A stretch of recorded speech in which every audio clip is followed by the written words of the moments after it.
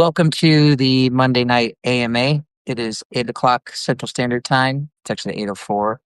And if this is your first time here, this is a a place where I can play some songs. And if you have any questions, you can ask me whatever questions you want. And someone just said lo-fi. I'm assuming that's what this sounds like. Probably sounds a little bit lo-fi, I would guess. So probably won't play anything that's too bombastic, as it were, because I think it'll blow out the microphone on the phone. So I apologize in advance. This is all kind of a work in progress. I just moved my garage studio space around, so now I'm back in the corner, which is where I had been doing all the mail order. But now I'm trying to make it so that it sounds a little bit better. The room's a little bit tighter in here. So you'll have to let me know if it sounds okay, if it's salvageable. I apologize if it's not up to the usual, you know, fidelity, as it were. I'm playing a quieter guitar. This is the Martin. Well, the Martin is a bit of it's not nearly as bombastic as the Taylor is back there. So hopefully this will be a little bit quieter. Also, I don't know what it is, if it's just kind of a Monday thing, or if it's a a Christmas thing or seasonal depression sort of thing. But I'm just kind of having a bit of a down day, and that's okay. I'm not like in any danger or anything, and I'm just something about today just seems sort of melancholy, or melancholy, as a friend of mine used to say. Um, just Yeah. So we're just gonna play some quieter songs today. Maybe we'll do some finger picking.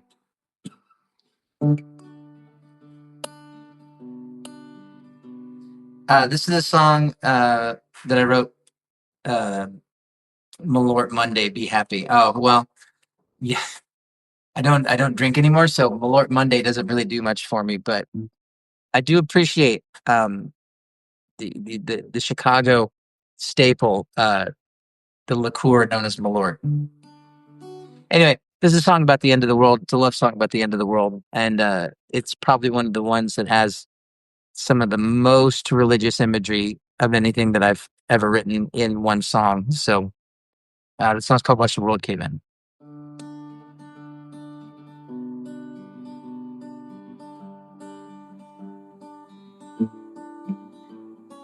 World's caving in, I got tickets for two. Not the best seats and they're not the best view. Take my hand, you can squeeze on my arm. Wake from your slumber, baby, it's gonna start. It was worth the price of admission. Two of us watch the world cave in. The world's caving in like the prophecy calls.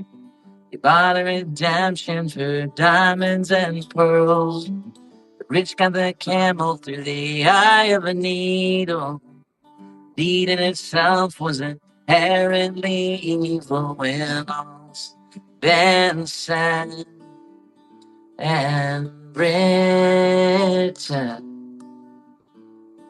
Two of us watch the world cave in.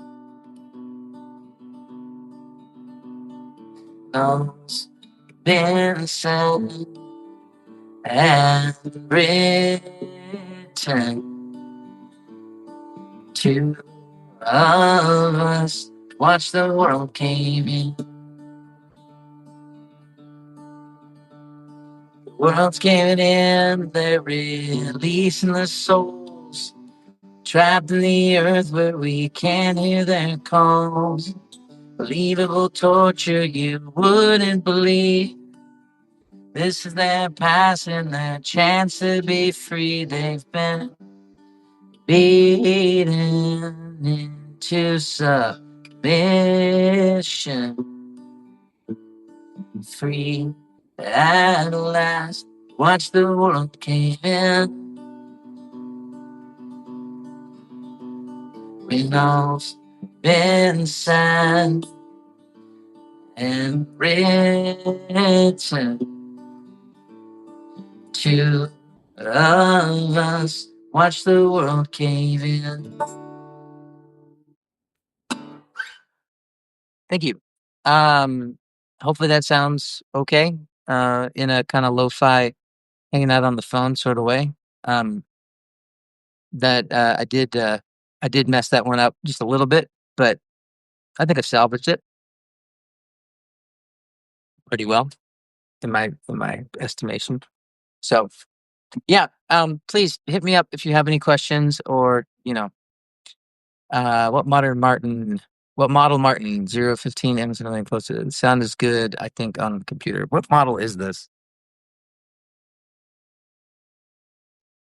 I don't remember what model this is. I'm sorry. Uh, it's the one that looks like this, and I'm not good with. I really should care more about gear than I do. I do like this guitar. It's very quiet and it's a little bit small. It's kind of like the kind of big ones, the like heftier ones that I'm used to playing that are like the Taylor or the Gibsons that I play are the dreadnought shape, which is what that's called, which is the sort of they're not the jumbo, which is like the really big one, but this is sort of like I don't know, like a parlor guitar kind of. But yeah, I don't remember. I do apologize that I don't know more about the gear. I tend to feel the way about instruments and about amps the same. I know about as much about them as I do about cars. I know enough to like kind of bullshit a situation, and but other than that, I just really am more interested in the songwriting than the actual instrument. So, uh, do you remember the show in Boulder that you said you felt like you were playing a corporate boardroom? That was me that organized that. Yeah, that was a one of the living room shows on the very first time I did a living room show tour. And it was kind of an event space. I wasn't trying to shit on the place.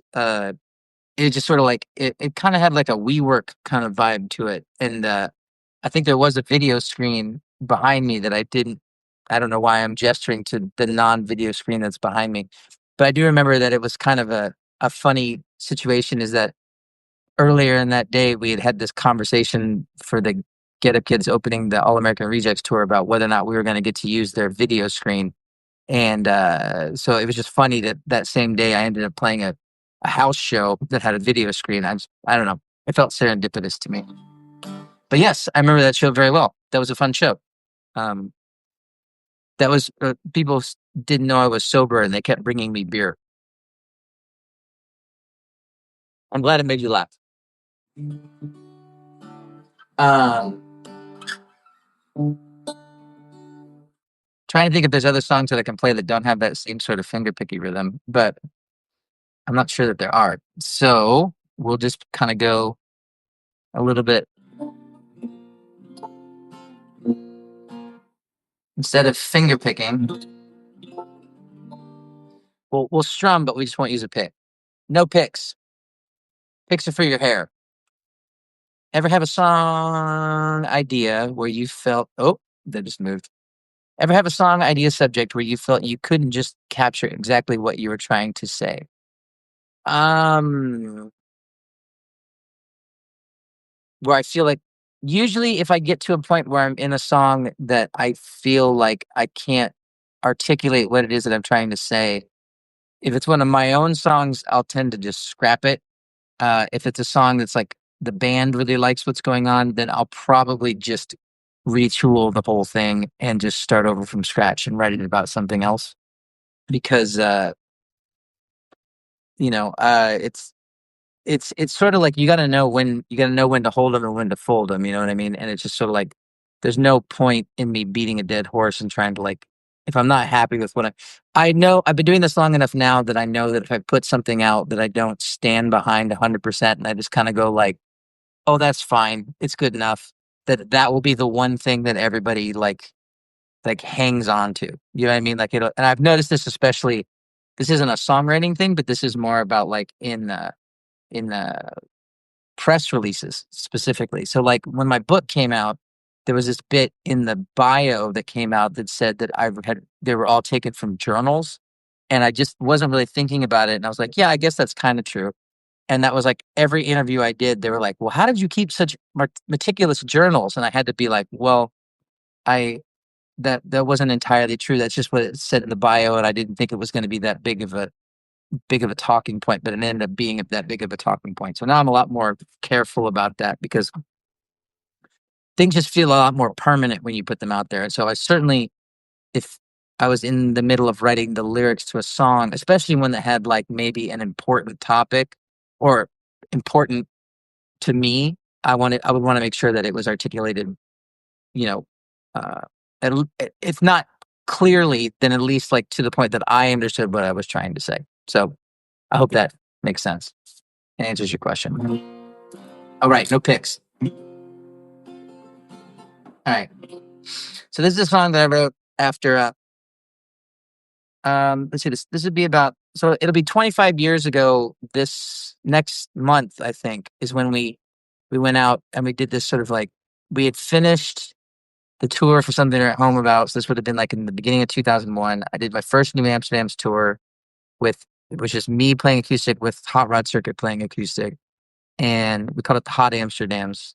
And then the band Get Up Kids got offered opening for Green Day, and then we got offered opening for Weezer. And both of those were interesting tours. But one of the things that I noticed on the Green Day tour was that was the first time I'd ever been on a tour where people needed like bodyguards, and people sort of didn't treat them like people. They sort of they treated them like celebrities, which is, coming from a punk rock background, like there are people that I thought were celebrities, but never to the point where I felt like I needed protection from anybody. Anyway, so I kind of wrote this song about um, what it must be like to be in that situation where you kind of feel like people always want something from you, and like the people who maybe want to talk to you aren't necessarily fans of your work, but they're fans of the fact that you might be famous. Like I've heard stories of people going like getting their picture taken and then people being like, "Where do I know you from?" And like that to me is bizarre, but it doesn't happen to me, so I can't complain about it. So this is really sort of a piece that's sort of speculating on what that must feel like. It's called Picture in the Paper.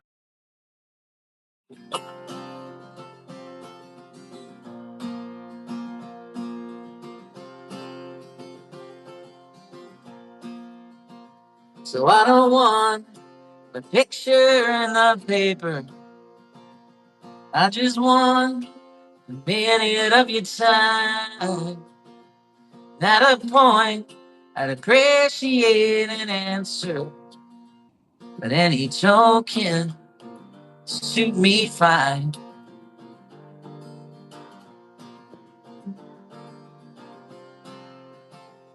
I won't ask a question you can't answer. Like, do you remember all shut down? At a time, what's your favorite record? Now it's broken, not around. Maybe I broke it, broke me down. Strain of the show takes its toll. You don't wanna know.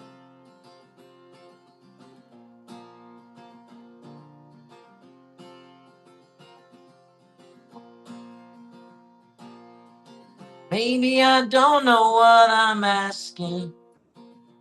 This is not the place or time to speak. It's possible the piano has been drinking, but it's not me. Couldn't be. I'm sincere as I can be. Strain of the show takes its toll. You don't wanna know. Strain of the show takes its toll. You don't wanna know.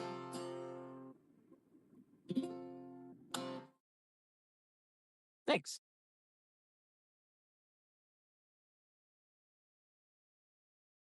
Do we have any questions?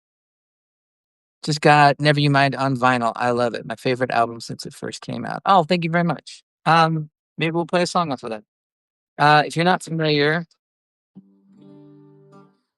the very first New Amsterdam's record that I ever put out came out in 2000, and it's called Never You Mind. And it never got a release on vinyl because in 2000, um, vinyl was dead, according to the music industry, and it was to the point where like even Get Up Kids had to fight to get a vinyl release because it felt gratuitous at the time. This was like peak, you know, 1899 CDs or whatever. And so I didn't have enough clout to demand that vinyl be put out for the first New Amsterdam's record, and I just didn't think that anybody would actually buy it because it was just sort of a labor of love project. So 25 years later, I wanted to do something to celebrate, to mark the occasion of that record, and I didn't want to just reissue it and like do a tour. I mean, there's been a lot of kind of like anniversary nostalgia stuff in my life and in my career the last couple of years. And so I wanted to do something that was a little bit different for that record. And so what I did is I re-recorded it kind of in just this format. Like right actually I recorded it right here in this space, though it was kind of reworked to be a little bit more soundproof. And I made it into like honestly, to be to be honest, it was more truthful to the original intention of the record, which was to be just a solo singer songwriter record. And it ended up being kind of a modern kind of like alt. Uh, I don't know exactly what to say. It ended up being more like kind of alt rocky than I intended it for it to be, which isn't bad. It just wasn't how I envisioned it, which is why the next New Amps record is just me and a guitar. But so what I did is I re-recorded the record and I gave it a proper vinyl release. The record's called Never You Mind, and you can get it from my web store, which is at mattpryorandthesaltandseed.com. And it's only available, the vinyl is only available in my web store and at my shows because it's just sort of like there's only 1,000 copies of it total on this. It's called electric blue is the color of the vinyl. And, there's probably about 300 of them left, and I'm gonna bring them on tour. But that's probably gonna be it. That's really just gonna be like I just wanted it to exist really more than anything. So, but yeah, that was the first time I did a quote unquote solo record. So I'll play you a song from that record. This is a song that I didn't write, and it's called "Slow Down" is the name of the song, and it's by a band from San Diego called Boilermaker, who I don't I don't know if they have. eh, I don't know what their status is these days. They broke up for a while. I don't know if they ever got back together or not. But mm, the this song was on this record, and it's kind of I'm always drawn to the song that's sort of like the kind of like introspective, like sort of like outlier song on a record, like the one that's sort of like just somebody singing into a tape recorder or something like that.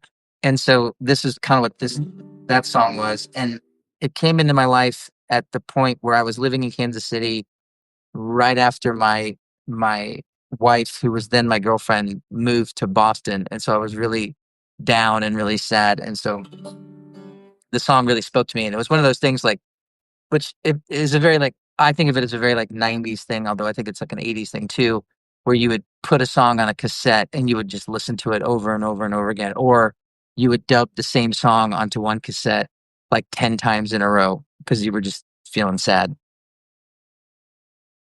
So that's what I did with this song. And then I covered it. And now a lot of people seem to think that I wrote it. But anyway, because I guess. Hold back my lip, watch my step. Spinning worlds hurts me. Facing backwards might cause you to slip, to slow down. Take your step, take a little trip down.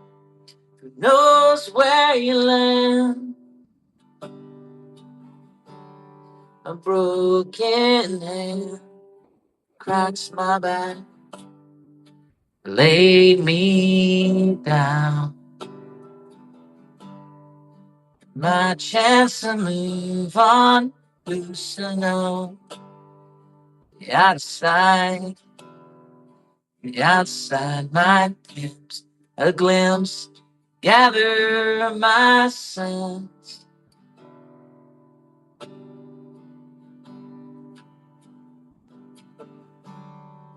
Sit back and mend myself, take a walk outside, to bored to sleep. Sit back and mend myself, take a walk outside, too bored to sleep. Not enough time to get anything halfway done. Not enough time to get anything halfway done.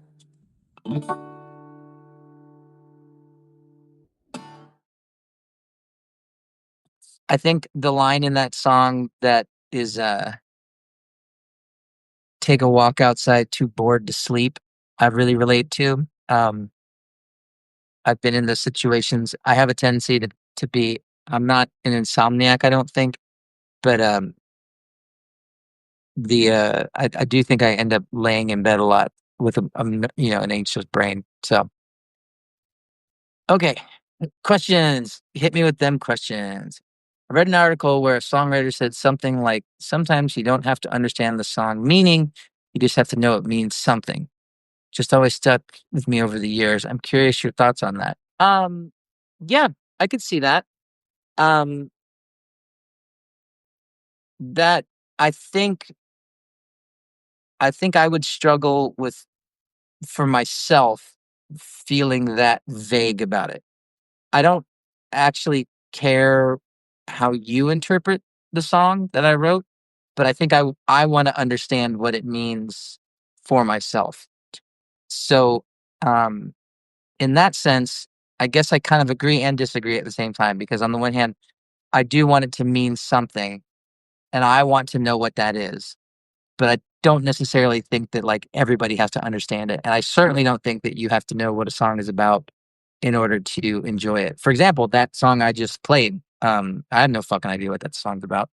There are a couple lines in it that really kind of moved me, especially at that point in my life. So yeah, that's an interesting concept. I think yeah, I think if the converse of that would be that the song means nothing, then that would probably be a bad song. So yes, in if it's if it's between me knowing what the song's about and me not knowing what the song's about, I would prefer to know what the song's about. If it's between a song being about something, anything, or nothing, I would prefer the song to be about something or anything. But I think still my kind of OCD anxiety brain, mild OCD anxiety brain would need me to finish the song to at least know what I thought it was about. I've given up on people understanding what I'm talking about in songs because apparently I write lyrics that are too obtuse for people to actually kind of figure that out. So, but that's just my observation. I would love to hear Shangri-La one of these times. Okay. I'll have to kind of sit down and relearn it. I found that like relearning these songs live on the streams doesn't tend to go very well, but I will. There's a song called Shangri-La that is actually one of the ones that's it's a B-side from this record that I did in 2012 called Mayday, and it's one of those songs that, like, I don't know why I didn't put it on the record. It's what I think a really it's a song that kind of like got away. You know what I mean? So um let's see. Sorry, sometimes listeners don't. I don't know what you're trying to say. Sally, please tell me your question again, 'cause I don't. I think you got cut off. I won't run away as a damn hem of a song. Literally had it on repeat the other day. Yeah, I could play that one for sure. Um, so there's another song off of that "Never You Mind" record, and it's kind of the first time I tried doing like a song that was like really like finger picky, that had a lot of finger picking in it.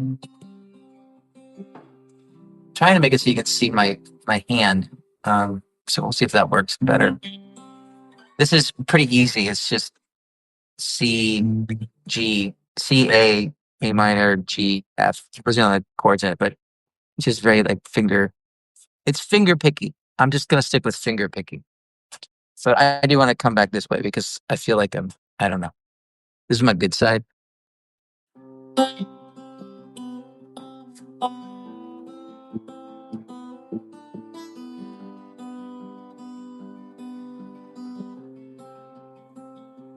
Walk away today, must leave you behind.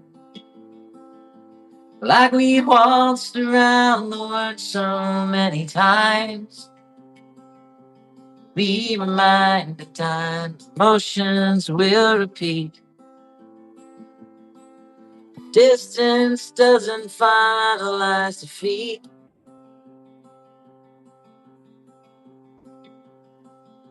So it goes. There's a weight that never seems to let it go.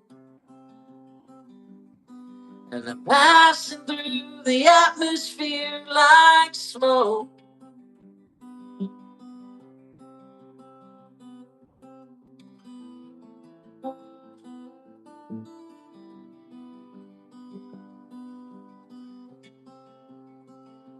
Walk away today, drift from town to town. Every anecdote I live gets written down. Every letter ever sent her does remind. Your memories are always on my mind.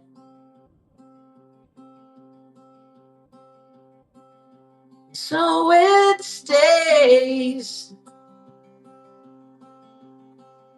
You wait for the world to stop and I won't run away. Wait for the world to stop and I won't run away. Wait for the world to stop and I won't run away. Please not today.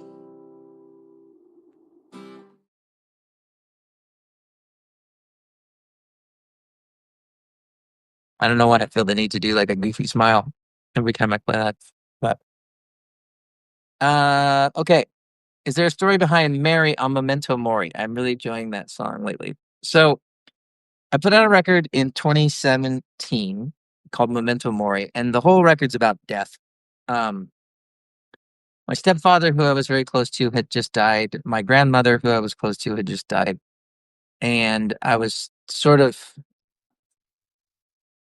in a very positive headspace at the time when I wrote that record. And so I wrote this song called Mary, and I it just seemed to be about, how did it go?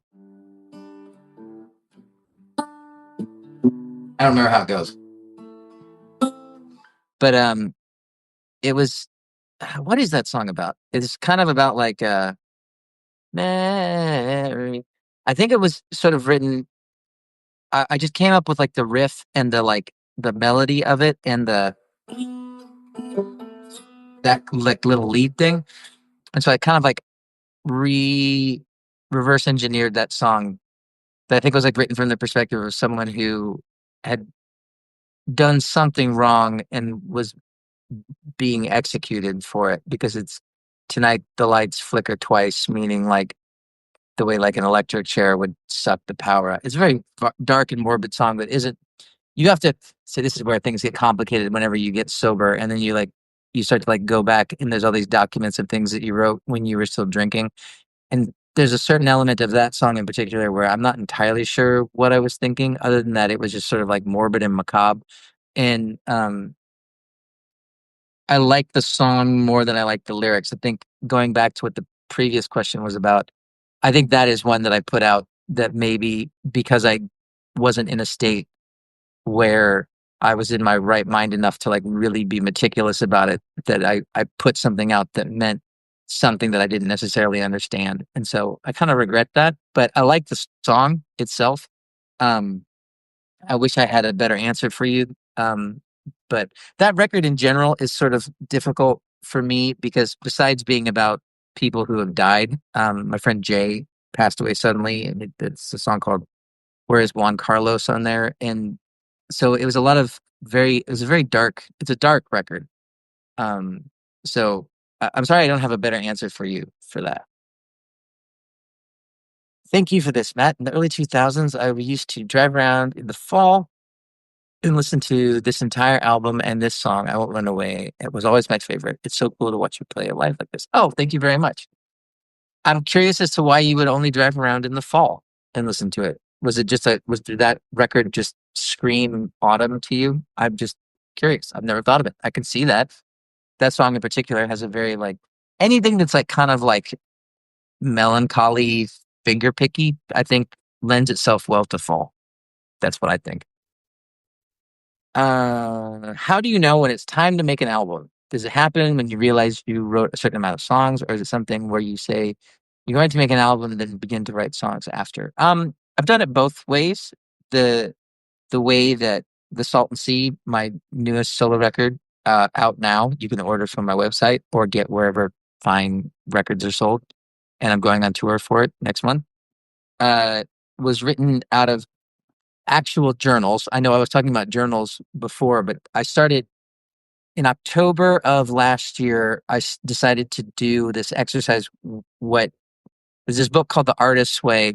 If you're not familiar with it, but it's sort of a practical guide to like sort of like rekindling your I don't know artistic spirit I guess. But one of the things that they suggest to do is they call it your morning pages where you just get up and write first thing. And so I started doing that, and I would write 1,000 words a day.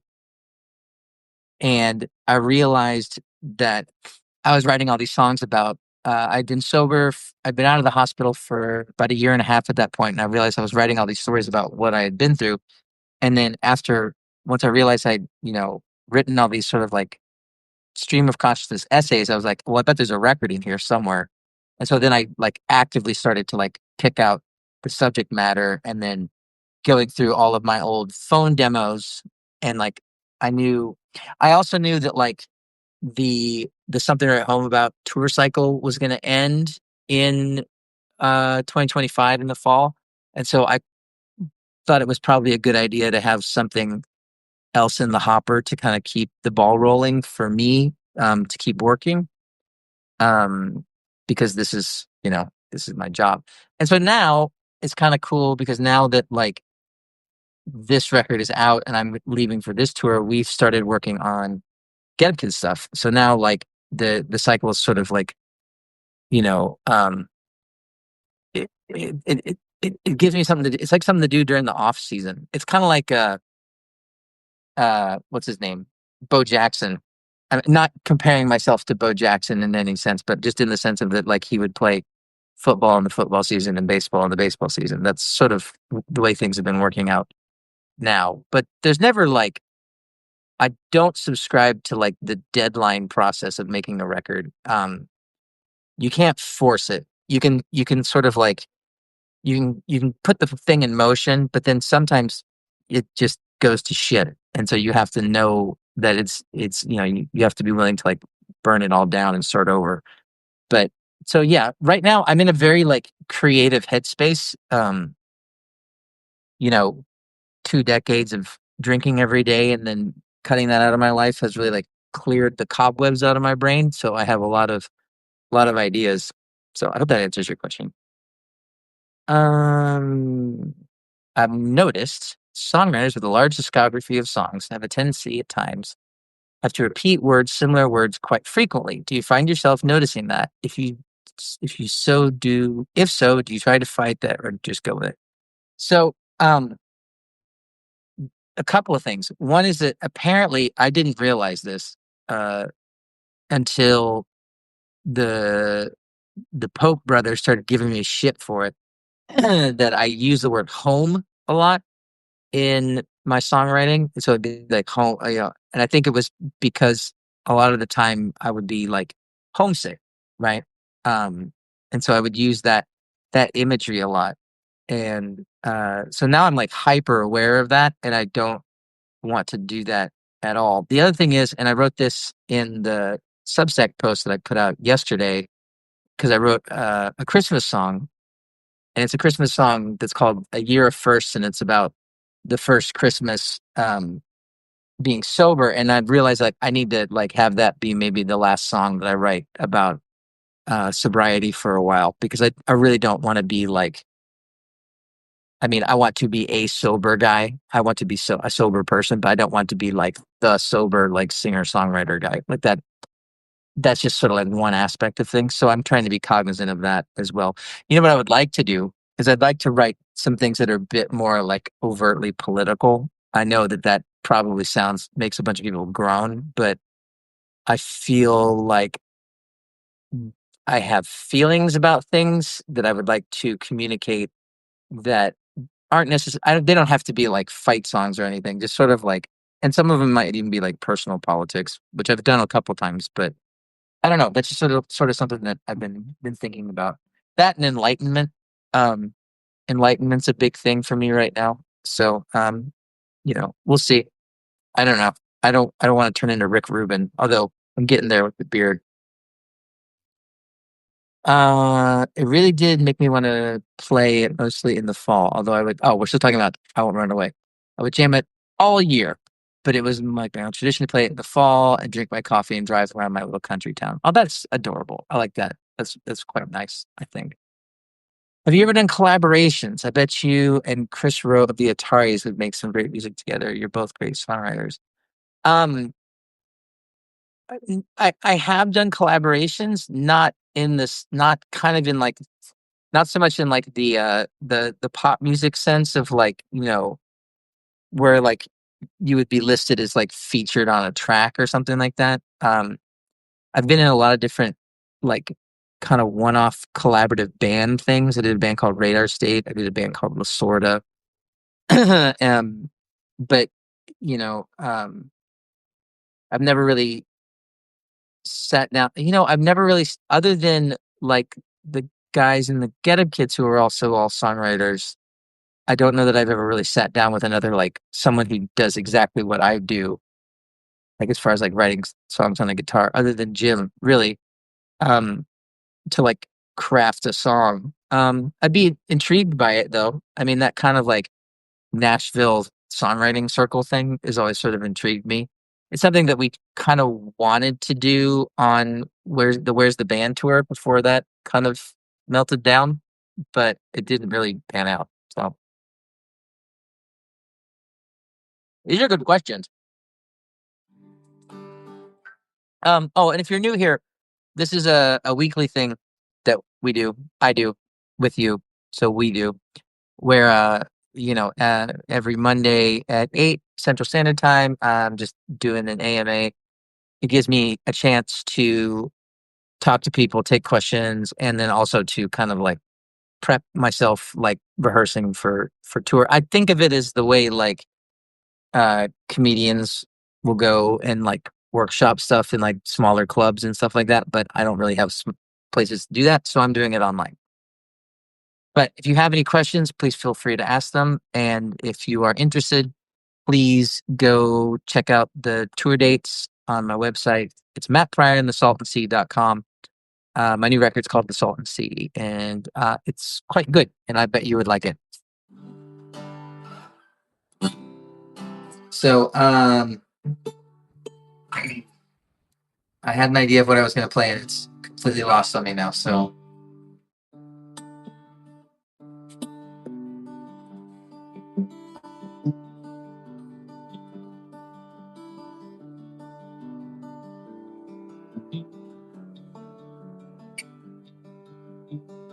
white lights come anodyne, like it comes from the sea.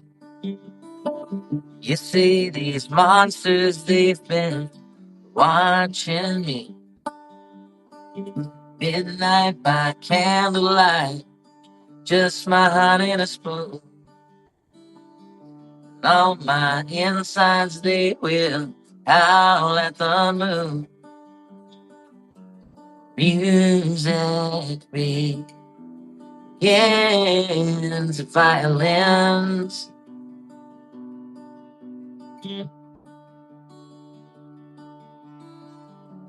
Sad state we're in, we're so thin.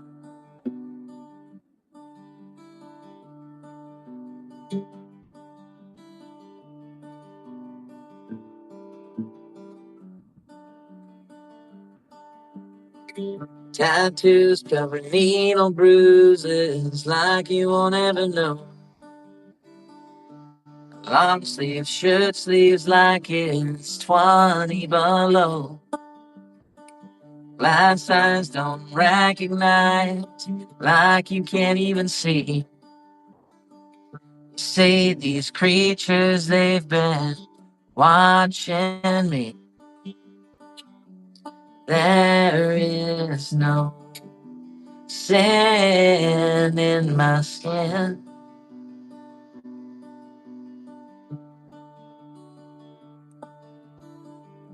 Sad state we're in, we're something, we're something, we're something. It's done me in.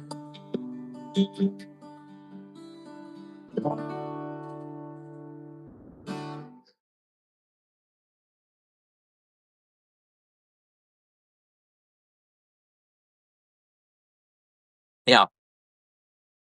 Um, that song is called "We're So Thin," and it's on a record I put out in 2000 and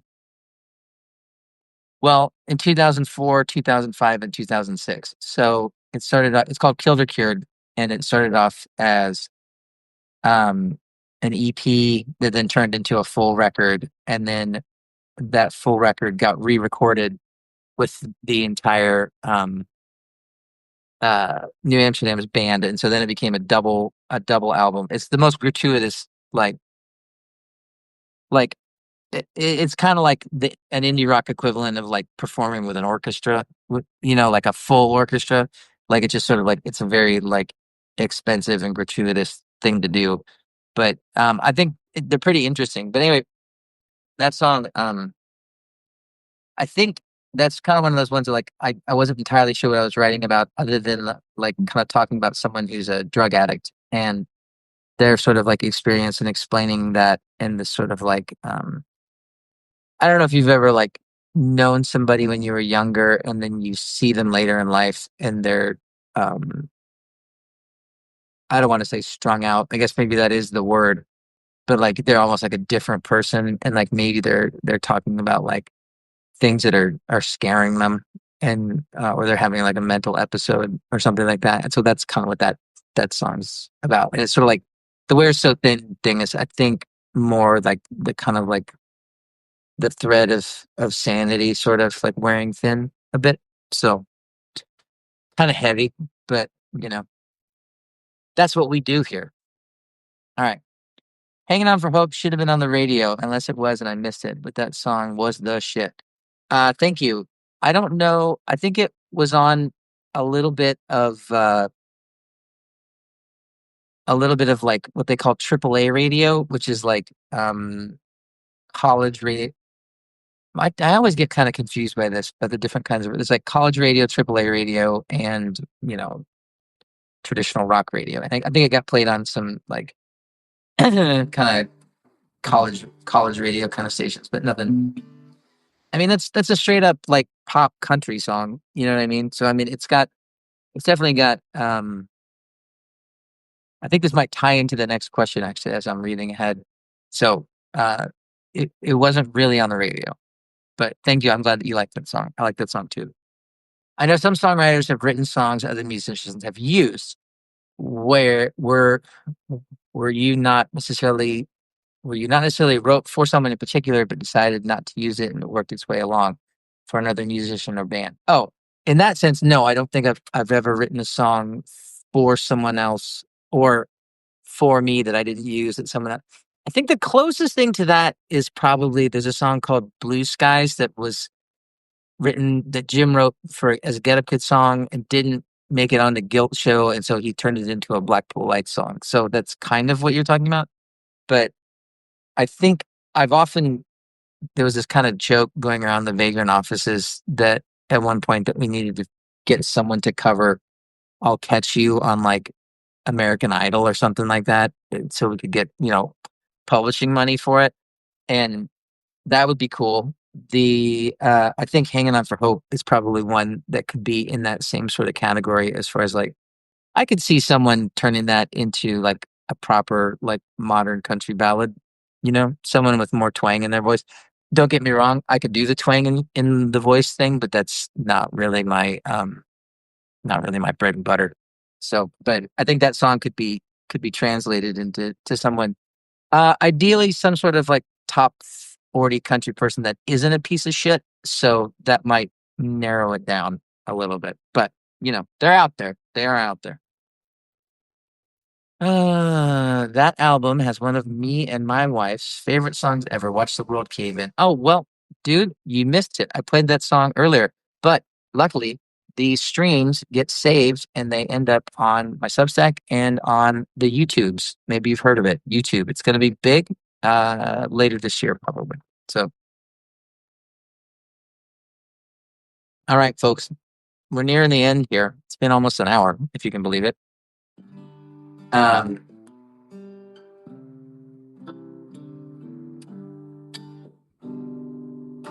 so I don't know what to play. I guess I'll play Hanging Out for Hope since that got brought up. And maybe that'll be the last song we do tonight. I need to get better capos. This is one that's also one of those songs that it's just like super, super simple. But so, okay, this is a song that I wrote when my daughter was first born. So you figure this record came out. This is on a record called Worse for the Wear, which is also the name of my Substack blog. And this is a record that came out in 2003. My daughter Lily was born in 2002. And now she's touring with me on this tour that starts next month. So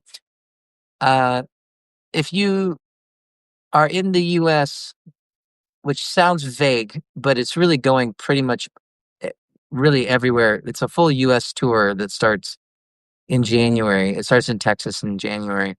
And it's me like that. What I'm doing is I'm performing with two of my kids and with Lily and my youngest Jersey, who played bass on the new record. And it's turning into something that I think is particularly kind of unique and sort of special for me. Like besides the fact of just being able to like perform with my kids, it's getting to sing with them, which is something that I didn't know I was gonna like as much as I do. And the whole like concept of like I don't know if you guys are familiar with the concept of blood harmony, but it's this idea that like people who are related harmonize better together. And I don't know if it's true, but it certainly fucking seems to be true because like it's kind of working really well and like better than I kind of anticipated it. So I'm hoping that I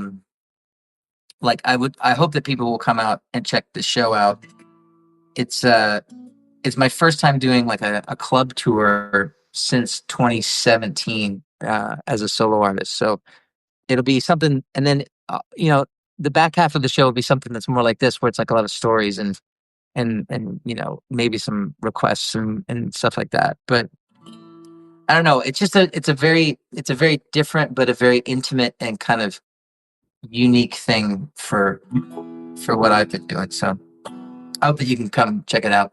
The tickets are on my website. All right. This is a song called Hanging On for Hope that is a song I wrote about my daughter. And yeah, I don't know. And if you happen to be a top 40 country song, no. If you happen to be a top 40 country singer and you are watching this live stream and you're not a piece of shit, then if you want to cover this song, then call me.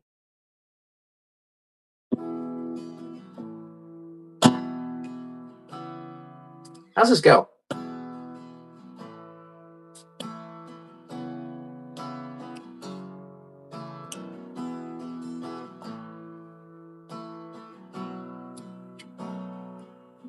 Are you hanging on for hope? Is that right? Hanging on for hope. That's it. I was doing it in reverse. So here we go. Are you hanging on for hope? The clock strikes past the hours, the pain enough to choke. I found you never get to sleep. Your time is not your time tonight. Smile and make you weep. Cry. Do you ever miss her? Do you feel the cold wind whisper? Is there anything more definite?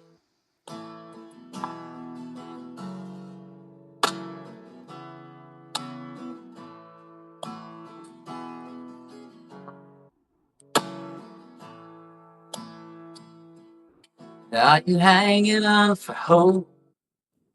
It's all you got worth waiting for. It's too much too hard to cope. Hold out. There's a tension when we speak, and the income's overrated, but it's worth it when we meet on common ground. Do you ever miss her? Do you feel the cold wind whisper? Is there anything? Do you ever cower? The clock strikes past the hour. Is there anything more definite? Is there anything more definite? Are you hanging on for hope? It's all you got, it's all you got. It's more than you could know. I'm gone. Do you ever miss her? Do you feel the cold wind whisper? Is there anything? Do you ever cower? The clock strikes every hour. Is there anything more definite? Is there anything more definite?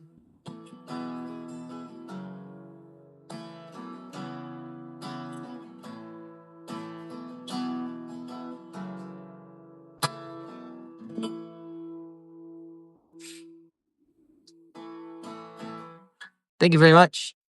Well, that makes me want to play that song in the set now, and especially because I'll be able to embarrass Lily about it. Because she's going to be at the merch table when I would be playing that song. I can dedicate it to her and make her feel really uncomfortable.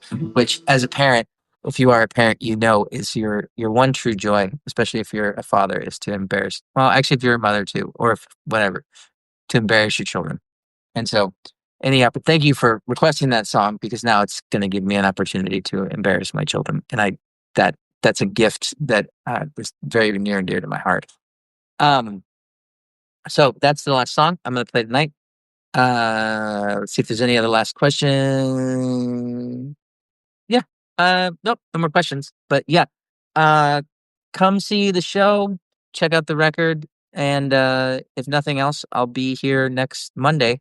Uh, subscribe. I think you have to have already subscribed to the Substack to be here, so I don't need to pitch that. And yeah, have a Merry Christmas, a Happy Hanukkah, or whatever you celebrate. We're doing Yule this year, where we wrote down the 13 intentions, and so far we've set 2 of them on fire. And um, yeah, it's been cool. And then trying to think if we're doing anything else. We're just doing family stuff for Christmas and all that. So, right. I will see you guys next Monday. Take care. Have a good one. Bye.